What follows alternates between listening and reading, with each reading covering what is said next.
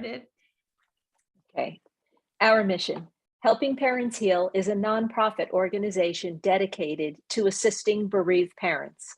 Through support and resources offered, we aspire to help individuals become shining light parents, meaning a shift from a state of emotional heaviness to one of hopefulness and greater peace of mind. Helping Parents Heal goes a step beyond other groups by allowing the open discussion of spiritual experiences and afterlife evidence in a non-dogmatic way. Helping Parents Heal affiliate groups welcome everyone, regardless of religious or non-religious background, and encourage open dialogue. Attendance at all meetings is voluntary. All discussions that take place at affiliate-led meetings are confidential. We hope that participants will learn from and share with each other. Zoom meetings are run by leadership and they are not confidential. These meetings typically feature guest presenters and are posted on YouTube so that affiliate members worldwide can watch and benefit. Neither type of Helping Parents Heal meeting is designed to replace traditional therapy or spiritual counseling. Helping Parents Heal offers a wide variety of speakers, allowing parents to learn about many possible ways to heal. This includes presenters covering progressive topics such as afterlife evidence and connecting with our children that have passed. The views expressed by our guest speakers may or may not reflect the opinions of Helping Parents Heal leaders and members, so we ask that you take from their presentations whatever may benefit you personally. Welcome, everyone, and welcome, Gordon. Thank you so much for being here. Yes, we are thrilled that you're here, and I know that you hate for me to read anything about you, but I'm going to read a short bio just because of the fact that you've had such an incredible life. And so he obviously is an international medium coming to us from Scotland, public figure and author. He is hailed by the UK's media as Britain's most accurate medium, and there's no doubt that Gordon Smith is the real deal. Gordon has been the subject of 7 years of testing at Glasgow University by Emeritus Professor Archie Roy, head of the Scottish Society of Psychical Research, whose finds were published in 3 scientific journals. Internationally recognized as one of the world's leading psychic mediums, spiritual teachers, and author of over 20 books, which have sold over 1 million copies in many different languages. This has earned him the reputation of being an authentic, all-around expert in spiritual awareness and psychic studies. Gordon developed his outstanding natural ability under the tutelage of some of the most sought-after mediums, including the legendary Albert Best, who is widely acknowledged as one of the best mediums of the 20th century. Gordon's reputation of being accurate and authentic has meant that he is constantly in demand, presenting as well as featuring in numerous television documentaries and shows about the paranormal for broadcasters such as the BBC, ITV, Sky, Living, and the Bio Channel. Developing his own self-awareness training programs has led Gordon to travel the world many times, demonstrating his mediumship and teaching international students. These teachings have been converted into highly successful online courses, which attract thousands of students from around the globe. These students are attracted to Gordon's charismatic nature, which brings a sense of healing and restores balance to their lives. You can visit Gordon's website at www.gordonsmithmedium.com, and I will post that in the chat box. And now, without further ado, please join me and Irene in welcoming Gordon Smith. Welcome, Gordon. Thank you, Elizabeth. I am so not worthy of that wonderful introduction. And thank you, Irene, and everybody at Helping Parents Heal, because as a medium and somebody who has traveled the world demonstrating mediumship, giving lectures, talks, and workshops on the subject, I don't think I've ever worked for an organization that has humbled me more than this one. And I have worked for many organizations where people have lost children, but I think what's alive in this organization more than the others is hope. And where hope is alive, there is a bright shining star. And I think as a medium, you feed off of that. when I was a little boy, I didn't know I was a medium. Many journalists have asked me over the years, did you know you were a medium? Well, of course I didn't, because a child doesn't even know what that means. I assumed when I saw people, heard voices and all the things, that my siblings, my parents, and people around me could. And it wasn't until my own awareness grew that I realized that this is something that's a little bit different. And as I grew further, I realized that this was something that was very different from the rest of my family. And I just knew that there was something valuable about it. And I don't mean in a monetary sense, because even from the day I started to this day, I have never charged anybody a penny to do a reading for them. So I don't believe that that is why I was given this gift. I believe I was given this gift to find out more about it and then share the findings with people. Because to be in the field as an active medium, and I say this because my training took me around the UK as a young man in my 20s, learning the skills of meditation, how to adapt my energy into a healing energy, and how to have the good grace to work with people who had loss. Because there are many mediums out there, but if you do not know how to work with somebody's heart that's breaking, then you don't have the grace to work with the spirit world at the highest level. You can harm people if you are not tempered or measured in your development. So I sat for 7 years with my teacher, a little Scottish woman called Jean Primrose. She was about 4 foot nothing, and she had this giant heart. And I don't think I've ever been more frightened of a woman in my life than I was of Mrs. Primrose. When she stamped her foot, that was it. But she was like this wonderful disciplinarian who only ever behaved like that in front of several students. And I was lucky enough to be one of those. And it was because she cared. She would never unleash any of her students on the general public until she knew that they were fit within themselves to address people, to listen to their pain, to heal it, and to give them the truth and beauty of their gift. And you could only do that if you sat to develop yourself. One time I asked her as a young man, Mrs. Primrose, why is it taking so long for me to be a medium?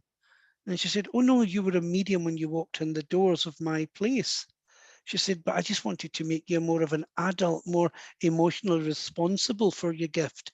She says, because I knew you were going to encounter many thousands of people who were suffering things you hadn't experienced. So you would have to at least have good emotional health. Psychologically, you had to be robust, she said. In my 20s, I listened to all of this and thought, what does she mean?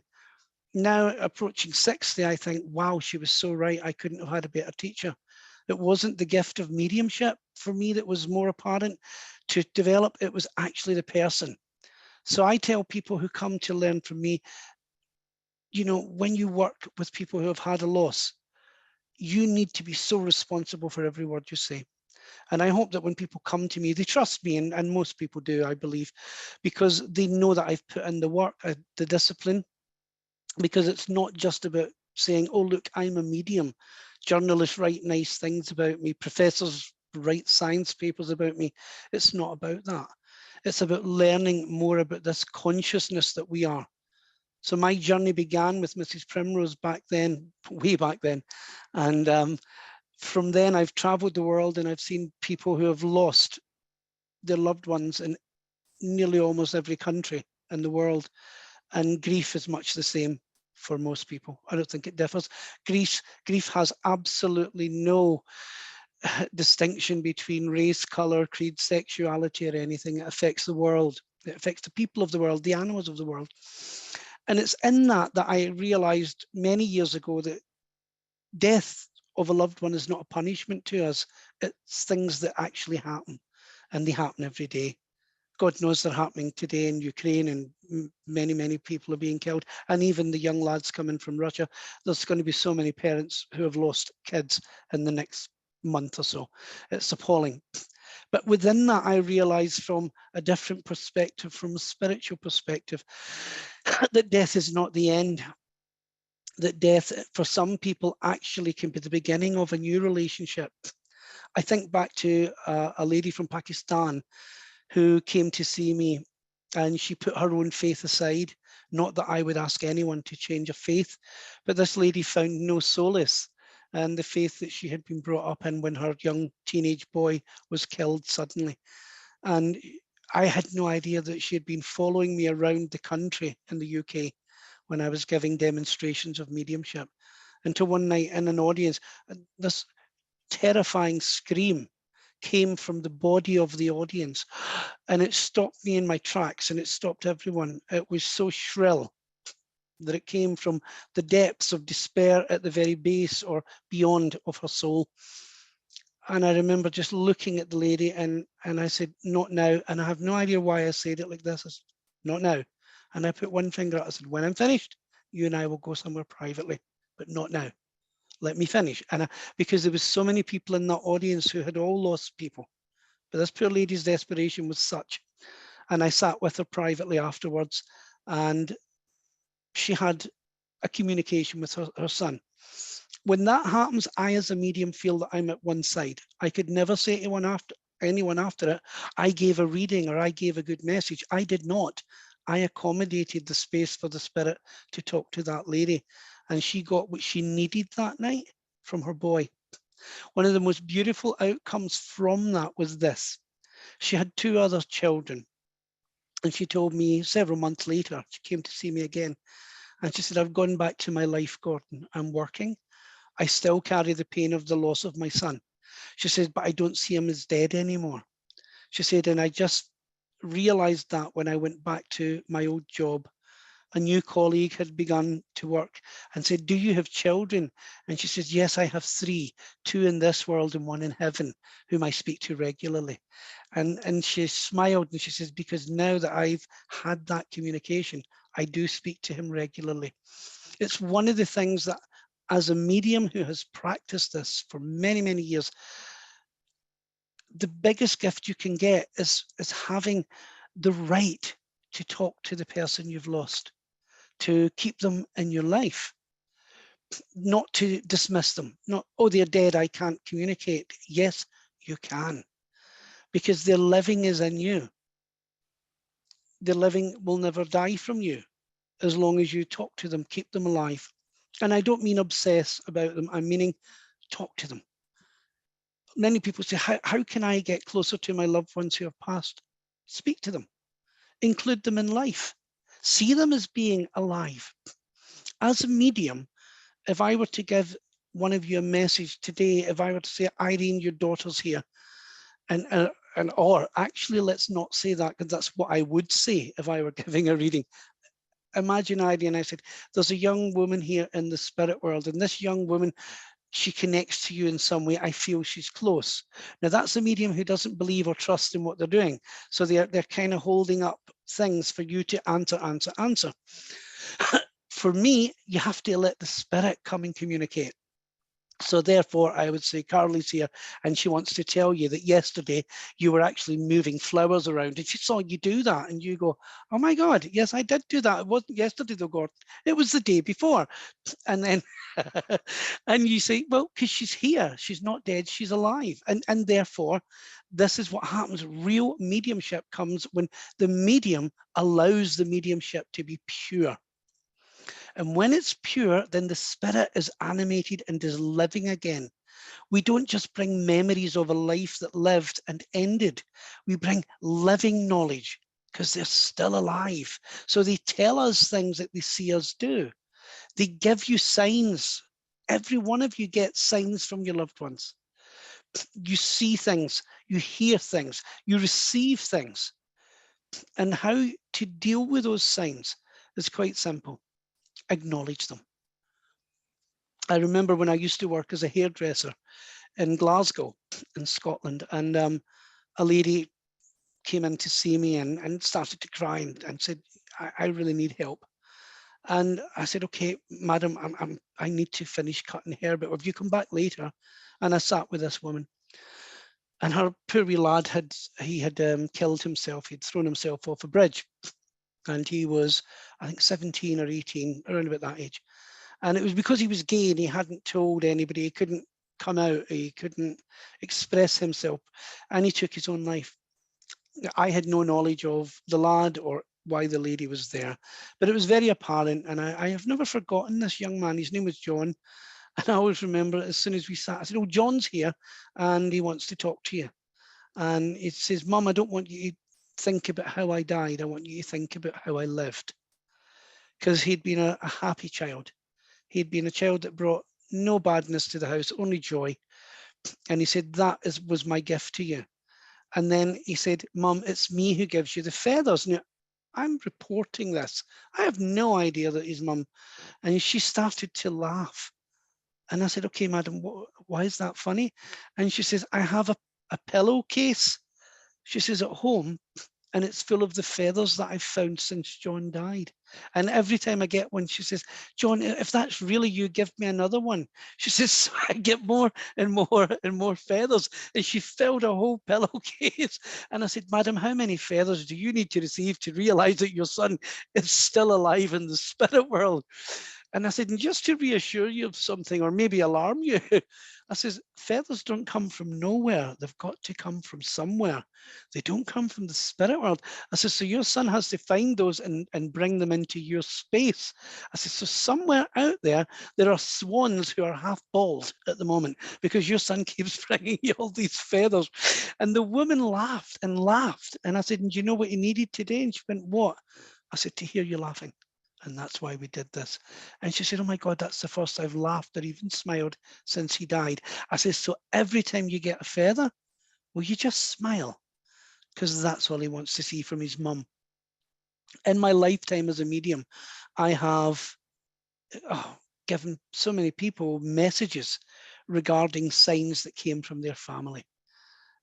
Some, it could be a coin. Some, it could be a music or a song that comes on the radio. It can be a touch where you feel someone's touching your hair.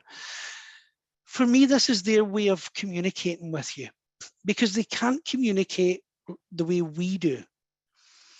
So unless you are mediumistic in yourself, unless you are clairaudient or clairvoyant, then they can't really reach you like that.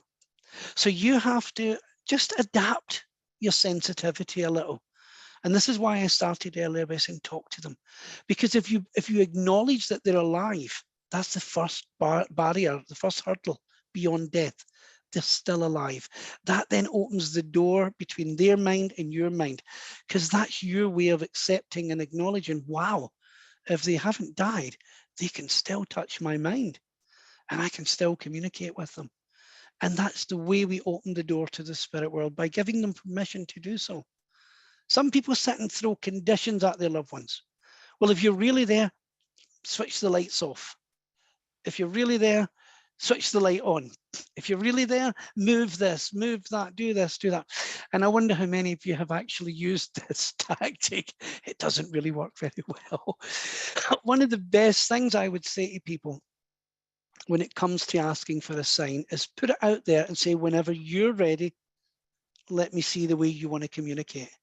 And if they find a way to communicate, then they'll repeat it and repeat it until you get it. And that becomes the first step to your open communication with your loved one in the spirit world. And you realize, okay, I'm not going to hear the voice the way that medium says they hear it. I maybe not see names or places or things that mediums describe, but I will get a sense of them. Now, nobody is better than you at sensing your own loved one. I'm not as good as you at sensing the people you've lost, because the one thing you have beyond me is you know what they felt like. When you were in your home with them, even though we don't look to feel the presence of our loved ones in the home, everybody has a presence. So that's the thing you look for. When you would walk in a door at 4 o'clock or something and your son would be there and you think, he'll never be there now, his presence will always be there. So when you open that door at 4 o'clock or whatever time you come in to find him normally, just say, hi, I know you're here. Just acknowledge him and just watch how they return that. A lot of people just keep waiting for the spirit to kind of descend upon them and do miracles. Well, you try and think what it's like for them. They've gone into a world where they don't have the 5 physical senses that we have anymore. So they have to readapt. Even as a medium, spirits have to learn to work with me. You might have one spirit that's really good at communicating because that's how they were on this world, but they've found a new way to learn to communicate via feeling and thought. But if that's not what you did when you were in this world, you're going to find that hard to do at first. If you're somebody who remained almost anonymous in your life, it's going to be really difficult for you to get the attention of the medium. So I say this to you guys because whenever you get the opportunity to be with a medium, be patient and just think, well, what was my son really like? Was he a talker? Because the medium might say, do you know what? I've got a boy here, but he's not someone who talked a lot. Now that in itself can be evidence, because if that's what the medium's picking up, that's what they're picking up. So you already know this. So you know that I've got a presence in the room, and though I don't hear him, I wasn't used to, because he was somebody who was quiet or within himself. So you know the nature of your loved ones. Look for things with signs that they can give you. A lot of us overlook these things because we're so busy looking for the big moment of proving the existence of life after death, when in actual fact, it's the small, subtle things that are the most important.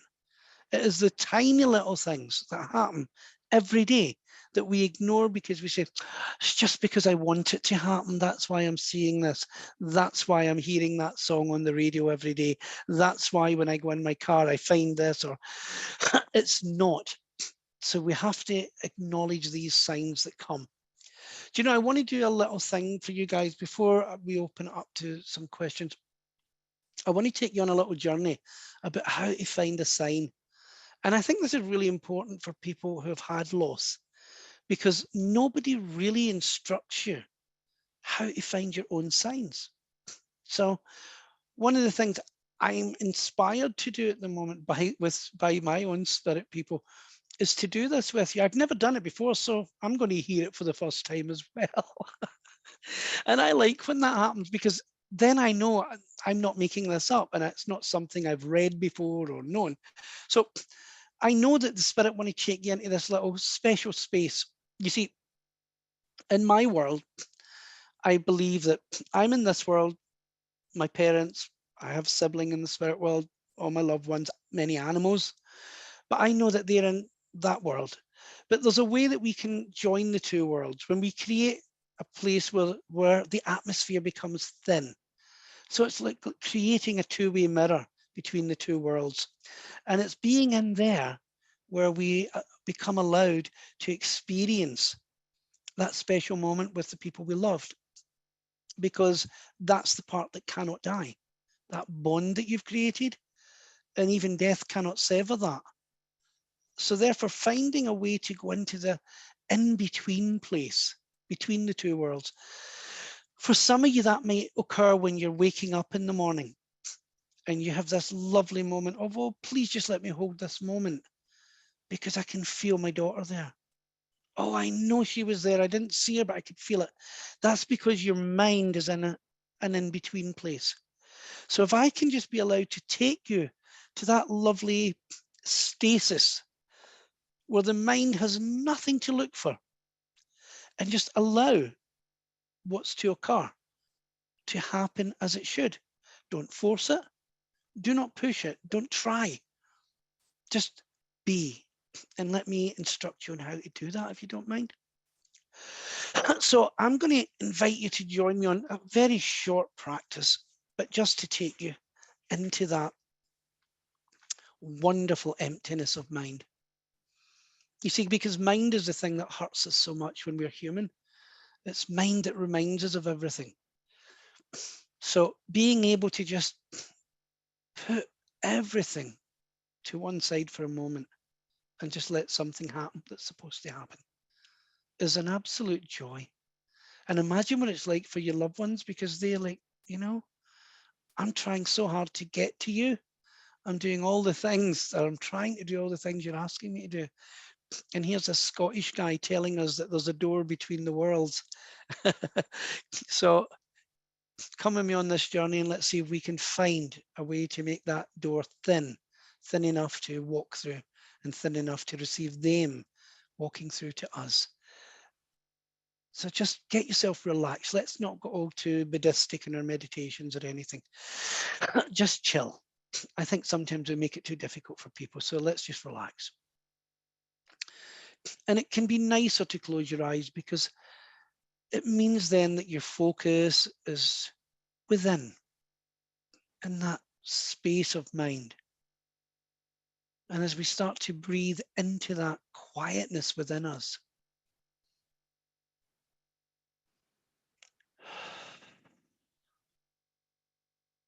and we replace our need to think with breathing, so that we are deliberately breathing in a pattern.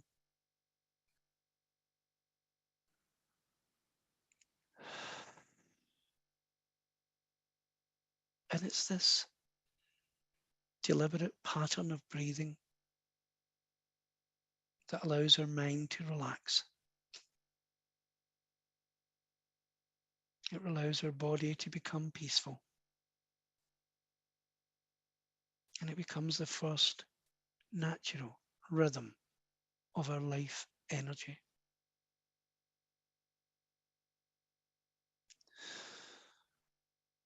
If any thoughts come into your mind at the moment, just breathe them away.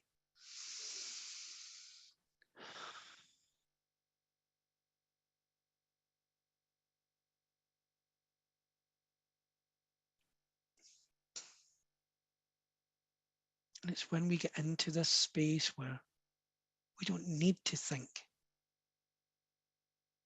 where we tell ourselves, right now, I have absolutely nothing to accomplish other than a quiet mind. And all I need to be aware of is the breath moving into my body and releasing as I exhale.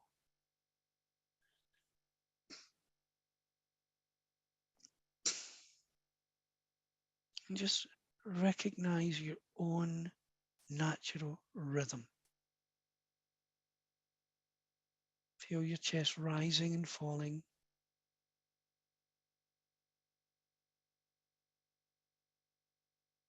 Just be aware of the breath finding its own natural pace.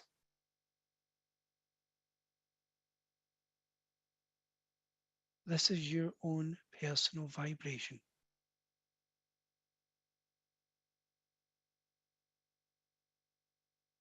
And that can change when we ask our loved ones in the spirit world to connect their vibration to our vibration. But you remember their vibration, because that for every mother started as a heartbeat.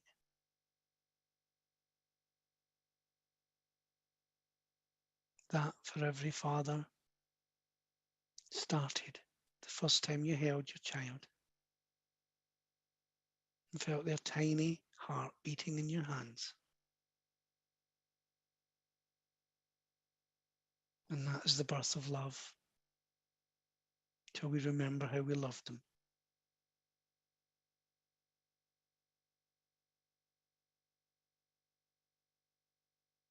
And that's where we find the joy of the connection between the worlds.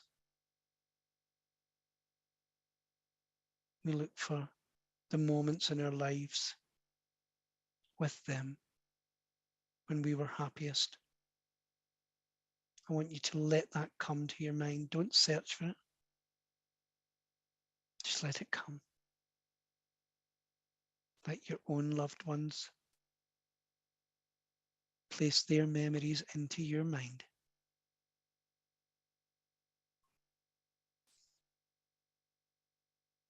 And let it make you feel the joy that you did when it was live and apparent.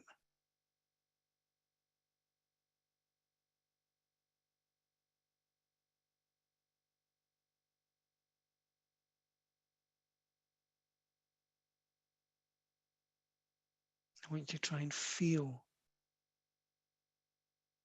those memories that mean most things to you with that particular loved one, or more than one. Feel their character, their personality.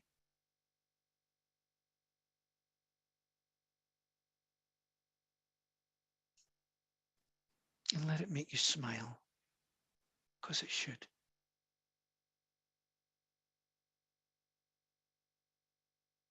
And I want you to ask them if they can bring you a sign whenever they are ready.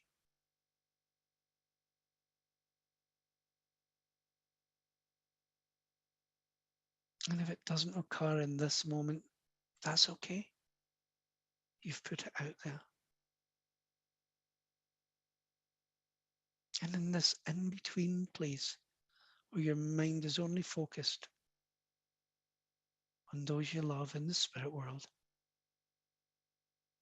I want you to sit for a moment and tell them that you want to hug them spiritually, because you can in this in-between state. So I want you to visualize that you are reaching out and holding your loved one close to your heart, and feel the vibration and the rhythm.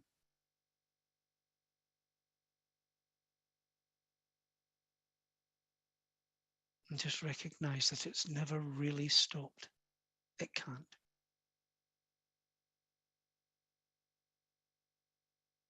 Try and feel them hugging you back.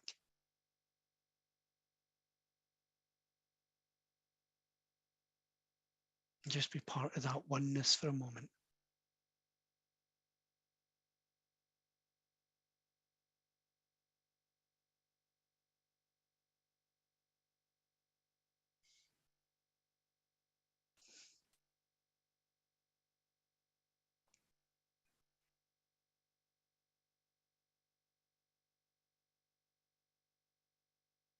And I want you now just to say, I love you, and I'll see you again soon. And you know in your heart that your sign will come. Because you'll be patient and you'll wait. And when it comes, you will feel that heartbeat. And that will be your calling card, your signature to say, we're here. Don't look for us with your eyes. Don't look for us by listening for us. Feel us.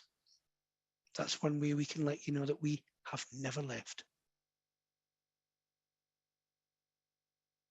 So just take a breath.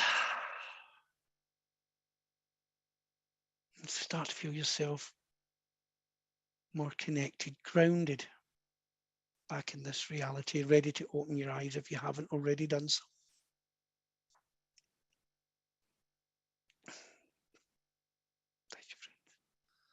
Okay.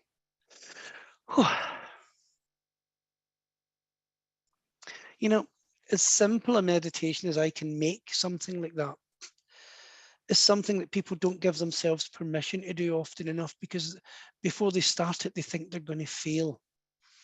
And all I can tell you is the fact that you stop and open your heart to your child, that's success.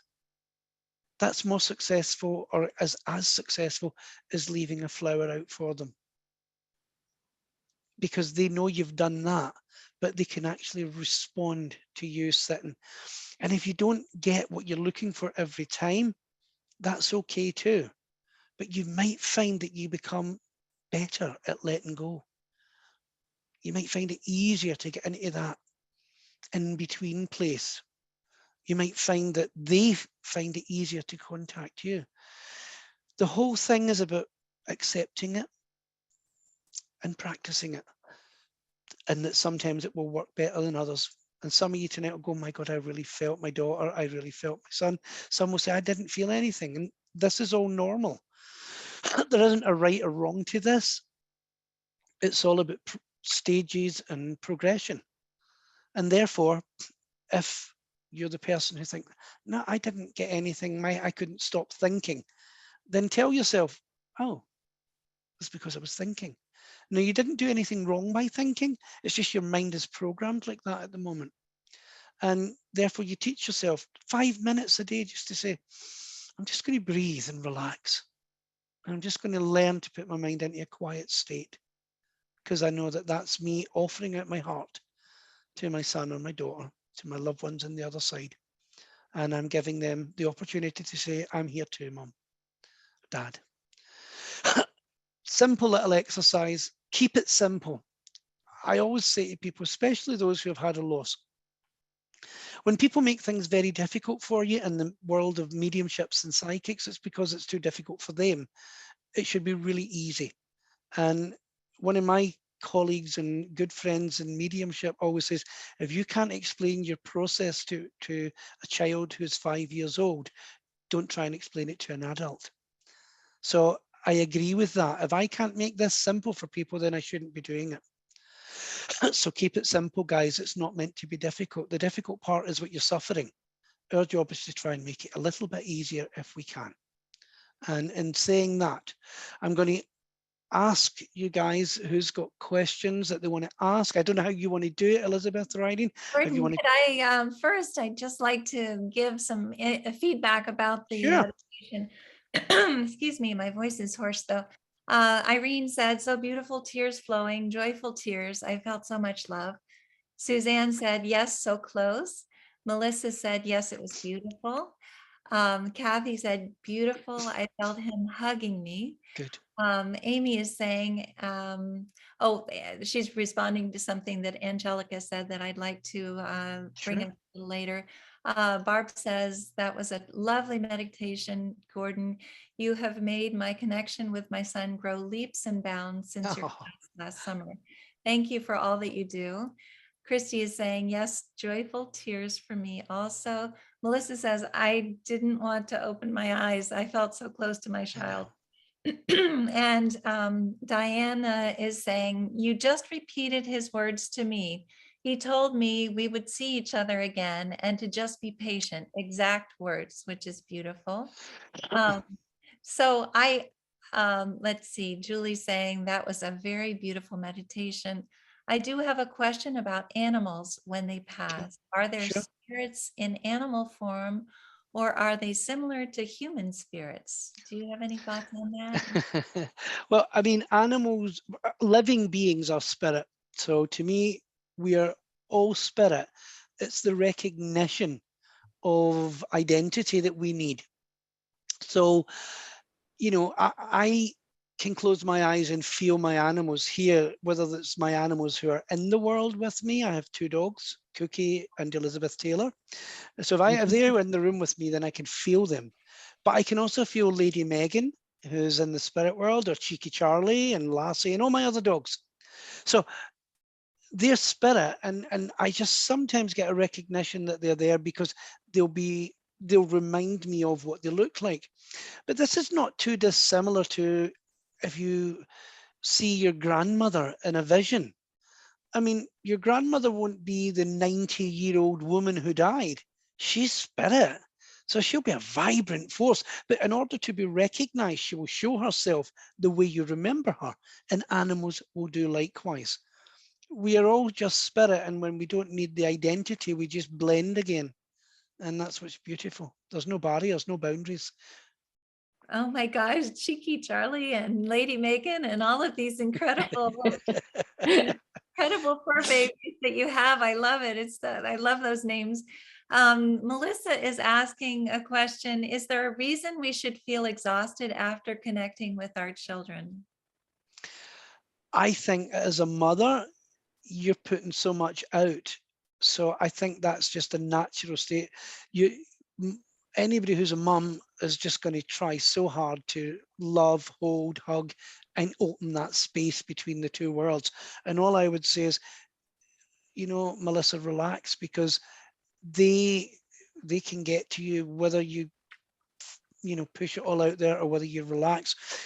You're not doing anything wrong. It's what 90% of the people on here will do tonight. But yeah, just relax a little bit more, because we can sometimes really exhaust ourselves in the trying, and it's in the not trying that things really happen. I know that's a contradiction in terms, but remember, what I'm talking about is not logic, it's the opposite. That's beautiful. And we got to hear another fur baby. It was, We did. Whose lovely well, that dog was is that? Irene's fur baby, and he's Aw, adorable. His name's Linus. But I love anyway, Linus. yeah, it's a great name. Yeah. Jen is saying, my 3-year-old son talks to his brother. They were 20 years apart and look identical. Thank you. So she's just saying that Isn't that lovely though? Yeah. But again, as children, many children, like animals, are so sensitive to the presence of spirit. And it's normal to a child. And sometimes people will say to me, Gordon, if my 3-4-year-old child is talking to someone in my family who has died, should I let it happen? And I'll say, yeah. Don't involve, just watch, observe as a parent, but let it be natural, because the only time children become afraid of things like that is if the adult becomes afraid. So if the parent or adult in the room says, oh, well, that's scary, they'll put that fear onto the child. And that happens in many cases that I've been involved in. So you got to get the child back into that naturalness where, you know, as they grow through life, for many of us, the psychic or sensitive abilities change. Life changes us. Some of us hold it, and it stays part of our lives, but many children who have been psychic or mediumistic have lost it as they've come through puberty, and it's never come back. Well, and it's exciting when it's still there. And I think we get to learn a lot about our loved ones in spirit through our children, which is wonderful. But Asha is saying, my son often visits me. I see him as light, which I think is a beautiful way to see our kids. But again, Elizabeth, a bit like somebody asking about how a spirit will appear.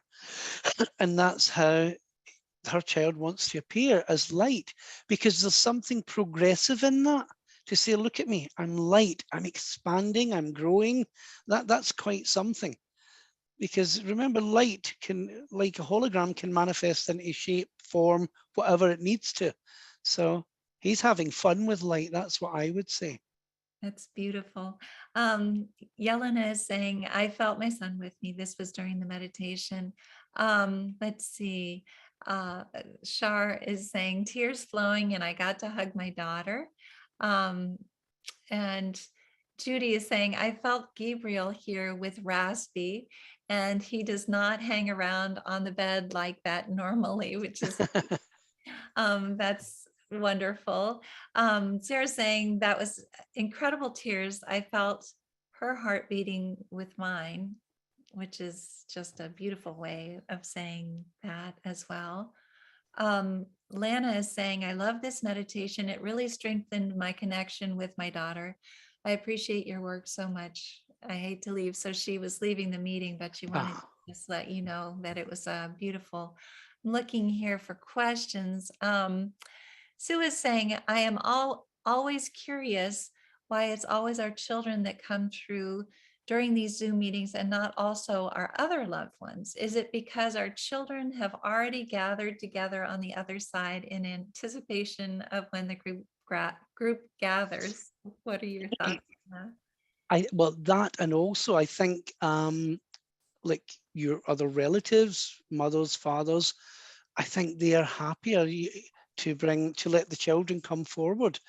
And remember, the children can bring forward messages about their older relatives whom they're with. So it's not that there's any separate thing. And I think just sometimes they know that you would rather have the presence of the child that you've lost. But they're all there. They are all there, connected. I think that we always want to hear from our child first. Of course you do. A lot of times the gatekeepers are not necessarily no. people who are a little more talkative. So, or there is a point when people do want to hear more. Well, like there's a beautiful story, and I don't know if you can still get it online now with the Leslie Flint stuff. I may have mentioned it to this group. I know I've mentioned it to many, and it's about the story of David Katanak.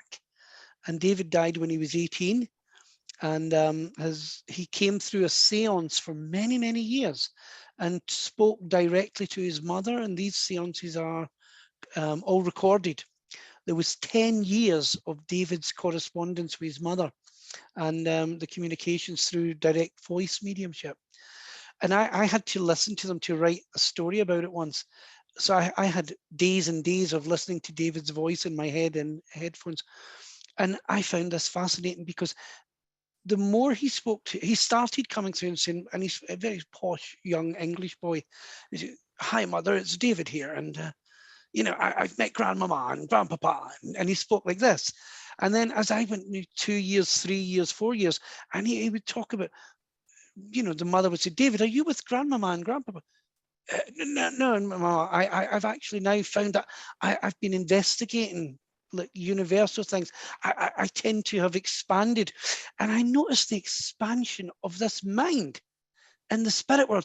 And there was a point when he said, "I want you to never worry about all the travels I do, because no matter how far I travel, and no matter how much knowledge I assimilate into my mind, with one thought from my mother, I am with her." And I thought, oh, wow, it was so beautiful to hear this from the spirit boy saying, "But one thought from my mother, and I am there, not because you call me there, but because our hearts are connected." And it's like, and again, in that little meditation, I talked about the heartbeat between the two of you, between you and the child, or more than one child, some of you have lost. That part is only the parents can know that what it's like to take that tiny baby, or to have carried that child and that heartbeat inside of you. There's something magical about that. And I say the opposite to people who have lost a mother, where they're totally broken because mum has died. And it was taught to me by a Buddhist friend who said, but that is the first synchronistic vibration that you learn to come in tune with, is your mother. So with a mother and a child, it's the same. Your child answers to the call of your heart, not your mind, not your brain. So more heart, less thinking. And I hope that's what I was trying to say earlier. Use your heart to call them, because that's where they hear you. And they know the language of heart now. That's a natural language to the spirit world. That's beautiful. Melissa is saying that was the most powerful connection ever. It was so let's see, there were wonderful, lots of tears, and the oldest special hug was real. So that's beautiful. So this was also talking about the meditation. Yeah, Elizabeth, Davina has had her hand up. I don't know if you want to ask her. Yeah, sure. Yes. So let's unmute Davina. Yeah, Davina. Hi, Davina. Hello. Hi there. Hi. I didn't know when I'm supposed to ask the questions, so. Oh, that's okay, my love. You do what you like. I'm Gordon. You can do what you like with me. I'm easy. All right. Well, I'm having some issues with my third eye is open, and Okay. so I'm seeing things, but it doesn't make any sense to me, and Yeah. I'm wondering what's going on. I mean, yeah, you know what? It's a bit like leaving your television on in kind of open channels. You need to learn to press the button and get it focused onto what you want to see, because a lot of people are clairvoyant, but all that means is you can see images. So what you want to do is then give yourself practices of intention. Does that make sense to you, Davina, that you've got the ability to see things? So use it. So talk to your loved ones and say, you know what, I would love to see one thing. If you can just show me one thing, and I'm going to sit for half an hour tomorrow, make an appointment in your mind and just sit, and don't look for it, let them bring it to you, because spirit messages come to us, we don't create them. So the whole idea of teaching people how to hear their children or loved ones or see them is to ask them first, and then provide the space, Davina. So you've got the third eye, you know, your Sky TV is on, your satellite's out there, or your digital, whatever. So that's all up and running, and they just now need the direction. So give them a practice and see what comes. And keep records of it, Davina, because when when they give you something, make a note of it, because they love to know when you've really appreciated, oh, she got the message, yes. But the natural clairvoyance that people have when the third eye is open, it can be anything. It can be memories flying in, it can be precognition of things still to come. So until we know which way we're using the clairvoyance, it will be very random. It would be like flicking through the channels, but with no real kind of fixed position. Okay, I just am very scared because I lost my son, people thought that I was going crazy and I was put in a hospital because of seeing these visions. And I said I was seeing angels. And the next thing I know, I'm in the hospital. So, thought I'd ask. Thank you. Do you know what, my love? Here's the thing about people. People don't understand grief or people's reactions when they're grieving, because grief is an altered state of consciousness. It's not something we carry or are meant to carry or feel that we carry. So grief is an altered state for most people. And to lose your boy, I mean, as a mum, you feel, oh my God, I should have protected him. I should have done this. I should have, could have, would have. But in actual fact, you can't, because all lives must end at particular points. But as a mum, your mind went into, and as a natural clairvoyant, I would say, went into looking for him, and you're seeing the representation of where your kid is in a heaven realm. So you're seeing the representation of heavens, which is angels and angelic beings, light beings, and all sorts of things. So what you really need there is not people to be cruel to you or put you in a place because they don't understand what you're doing. You need somebody to ground you and say, come on, Davina, here's what we're going to do. We're going to teach you to do a really simple meditation, being really grounded, 10, 15 minutes. If you see something, write it down and we'll deal with it next time, and so on and so forth. That would make so much more help. But really, in actual fact, instead of doing all that, they should really just give you a hug and said, we're here for you. That would have made so much more sense. Not everybody's kind though, but never mind. Because you know what, your lad is with you, your boy's with you. He's very, very close with you. And I do get that feeling of him, that there's a sense of him being behind you. I feel as though I can almost feel him standing behind you. Like as you're sitting, I can see him standing up above you, kind of thing. I know there's a garment behind you, it's not that, but I get the sense that he's standing behind you. And it's just, he's there. Yes, And he likes to make me feel that much smaller because I'm for something, and so. You're Mrs. Primrose size, but that's what I had the feeling of him, towering above you. But it's just to say, I'm behind you. I've got your back, Mom. I've got your back. Okay. And go back to reading again. I have to tell you, go back to reading again. Okay. I don't follow you on that. There's something that you were reading and you've not gone back to it. You've let it slide. So there's something you're supposed to read. Go back and you'll find it. You've been reading something and you've just put it aside because there's a message there. And I do feel as though it's a spiritual book, but you just couldn't get through it at the time. But that will change, Davina. That will all change. Okay. Thank you. He's a lovely lad. Beautiful lad. So I wanted to ask you, a lot of people have been messaging me and then also writing in the chat box about David Katanok. Is there a way to get recordings for people to? There is. If they look at the Leslie Flint Foundation, now Leslie Flint's a man, Leslie a man's name, Leslie Flint Foundation, and he was a direct voice medium. Mm-hmm. And the teachings that young David gave, they are incredible, utterly incredible. But I can tell you the fact that I knew his mother, who was nobody's fool, and she wouldn't just accept things. She could tell her son's voice. And her voice is often heard in the recording speaking back to her son. But if you cannot get it, we'll find the link for you over here and we'll send it to you. Jacqui, I've just posted a link. I've just posted a link Well of done, the Jacqui. archives. That's wonderful. Thank you. That's so helpful. So I will be posting this on the YouTube video as well so that people can easily, whoops, I just clicked it without meaning to, so I popped out of the meeting. But that way I'll be able to allow people to go in and listen as well, which sounds Do you know, there's so much stuff in there in the Leslie Flint stuff that Yeah, many. Leslie used to have several private groups, and it was all parents, and they would come maybe every Monday, and then, you know, several groups would come and they would sit, and their children came through for years and spoke to them and helped them from the other side.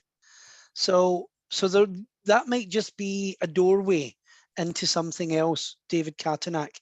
But young David works for me quite a lot, and quite often when it's children who have been killed in car accidents, because that's how he died. And sometimes if I see somebody's son who died in a car crash, I know that because David, or I've talked about David that day, or he's came into my mind. So quite often that happens where there's been a road accident or something. And then I know, and for some reason, my mind just goes straight to David. And then people find a whole new education on life after death, or it leads them on to something else. So all these things are just seeds. If we could impart all the spiritual knowledge in one go, it would be wonderful. But then would it? Because I think all of this is a journey, and I have to say this because I know we talked earlier, Elizabeth and Irene and Jackie and I, and we were talking about that you guys who have had loss, but also your children that you still have who have come through things, and imagine what they're going to bring to the world in the future. Because at a young age, they have experienced life at its hardest, at its most difficult.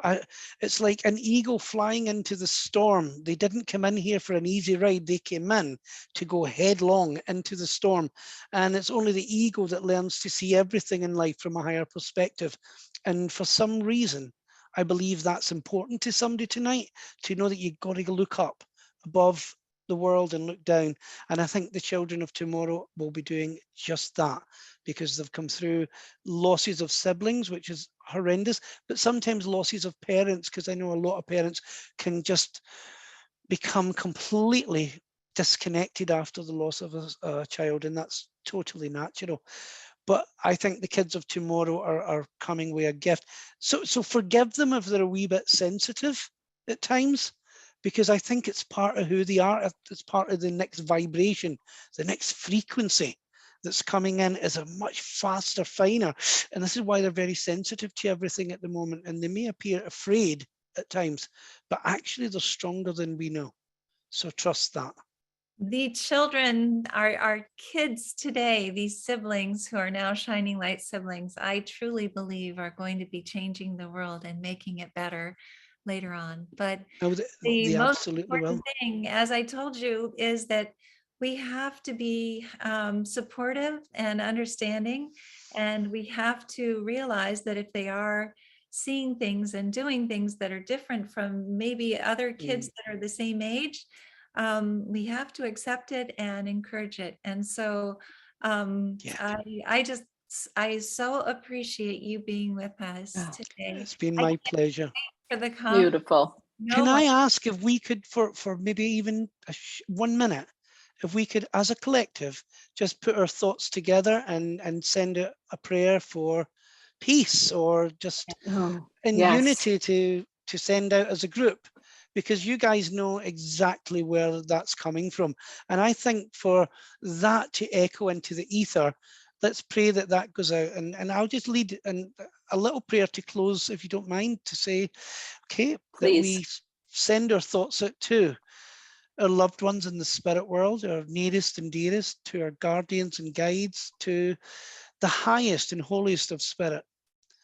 And we ask that you guide those who are afraid at this time, all of those in the Ukraine who have absolutely no grounding in their life and who are living under the shadows of death and war and destruction. We pray that you can send some light into the shadows of their life to lift them out of the darkness and back into the light. We also ask for prayers to go to those who are angry, that we can take the anger away from those who want to destroy and destruct. We ask always that the spirit world guide those who are weakest and most vulnerable right now. And we pray that one day, all of these minds, sad, frightened, angry, will at some point be allowed to enlighten and open up in the light, as all God's children of light do.